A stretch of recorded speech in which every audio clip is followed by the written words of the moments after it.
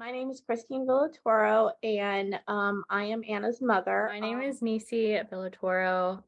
Anna was my sister, is my sister. A memory or even just anything in general that like makes me think about Anna is she had the most obnoxious laugh.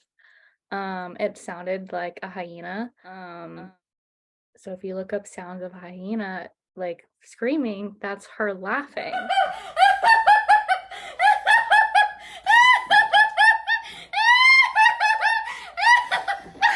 And so like anytime I think of like a moment like that we share that was funny, like I just think of her laughing. And then I even like pull up videos sometimes of like that I have in my camera roll and just like hear her laugh, and it just like brings back memories. One of the stories that I remember quite fondly of Anna is we were hiking in Shenandoah National Park, and we were going up this trail on the Appalachian Trail, in this little short section of the Appalachian Trail called North Marshall, and it's only half a mile up to this viewpoint, but it's like all uphill. And so we got up to the top, and the first viewpoint is a it's this big boulder rock, and she was like, come on, mom, like we can go up the rock. And I was like, I can't go up there, I can't go up there. And she's like, yes you can, yes you can. So after about 5 minutes, she got behind me and she started pushing, kind of like pushing me up the side of this rock and that. And she's like, you can do it, mom, you can do it. And so then we get to the top. I know, like right before we got to the top, she was like, in 50 years from now, don't you want to look back and say that, you were able to climb this rock? And so that's one thing that I always like hear her saying. Like any time that it's been a particularly hard day, or like, cause I go hiking and that, and I could just hear her saying, in 50 years from now, don't you want to say that you're able to climb that rock? And we were up there for about maybe 10-15 minutes, and it starts kind of sleeting a little bit. And so she's like, okay, we're gonna go ahead and go down the rock. But she just proceeds to go a different way. And then I'm like, this was a much easier way. So once we got down to the trail, I was like, Anna, you knew that way was there all along? And she's like, yeah, I just wanted you wanted you to know that you could do it.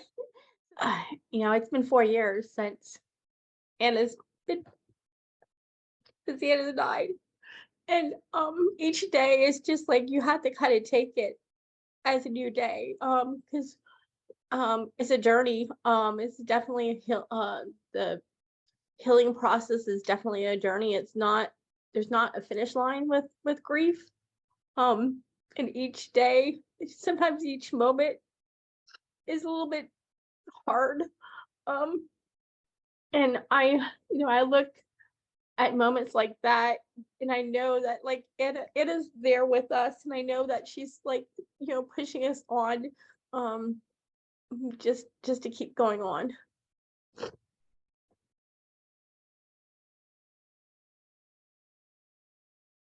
But the first year you go through so much, and I think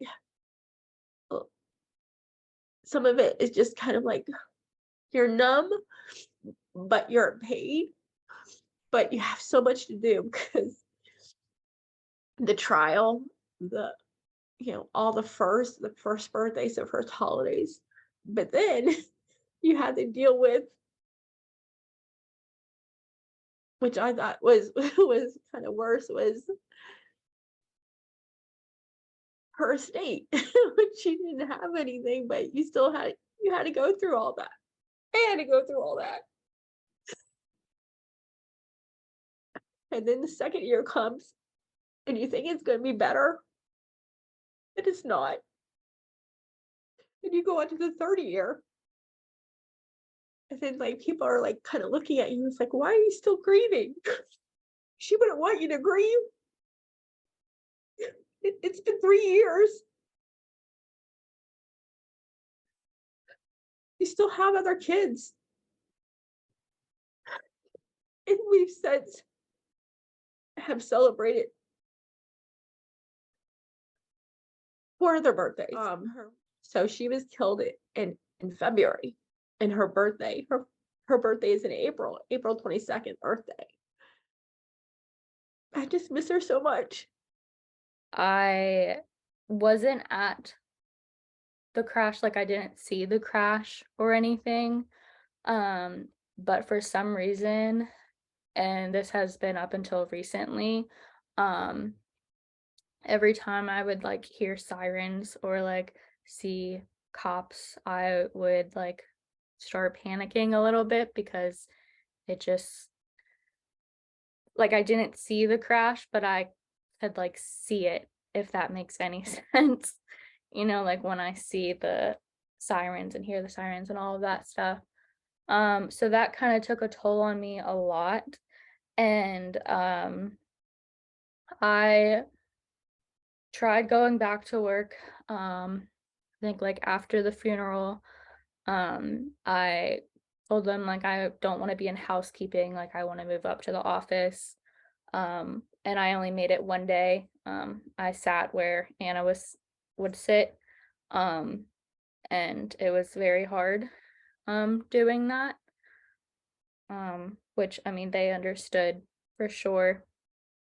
And then I would try to get another job, and then after a cop walked in, I quit.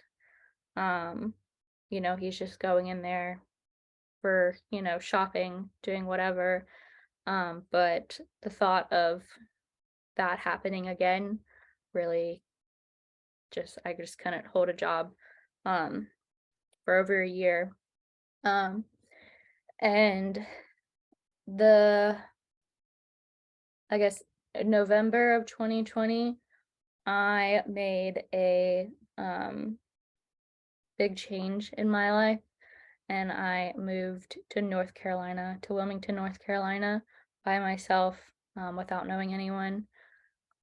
And that was something that me and Anna had always planned on doing, was moving to the Carolinas along the coast somewhere. And I just remember, one night Anna would send me like cities in the Carolinas of like where we should move and all that. And I just remembered one night, Wilmington was a place, so I looked it up. I looked up apartments, and then I think that weekend or the next weekend, me and my mom went down to look at apartments, and I applied for one, I got approved, and then the end of the month I was moved down to North Carolina. So that was something that I not only did for me, but I did for Anna as well. And that was probably the most rewarding and challenging experience I've ever had so far.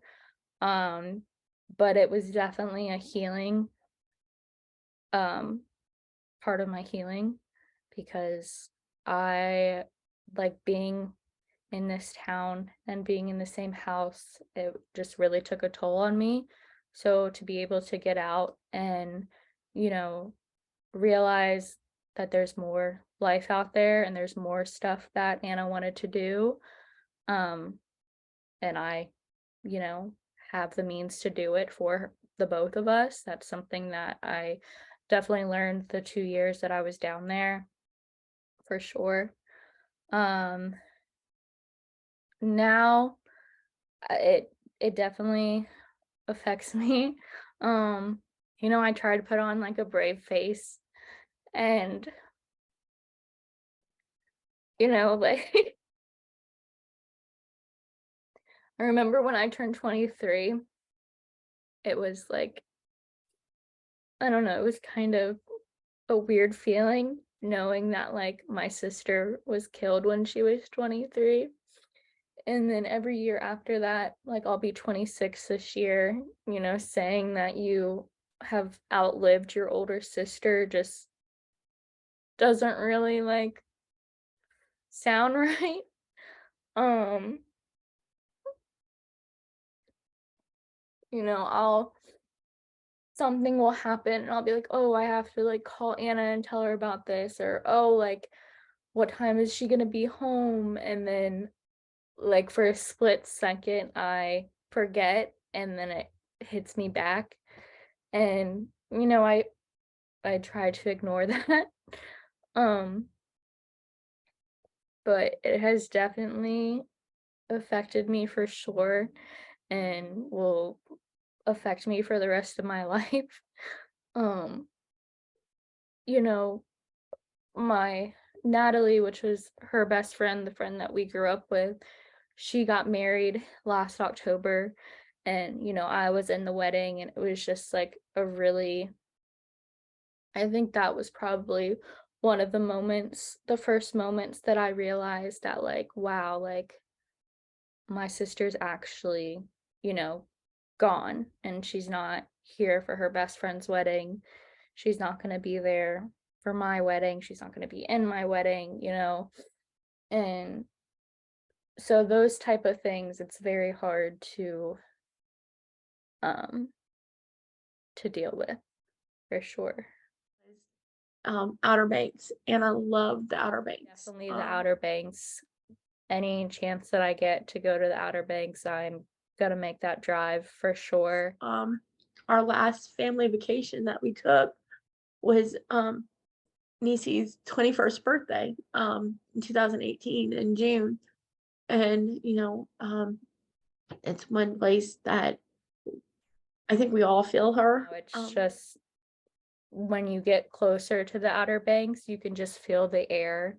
At least for me, I can just feel the air and like the heaviness of it all just lift away. And eventually my goal is to move to the Outer Banks, 100%. And I I'm gonna make it happen because I know that's where Anna would want to be, and that's where I feel her the most for sure. I think being there, going to visit there definitely helps relieve some of the stuff that I, you know, pent up from my grief from her passing. So any chance that I get, I go to the Outer Banks.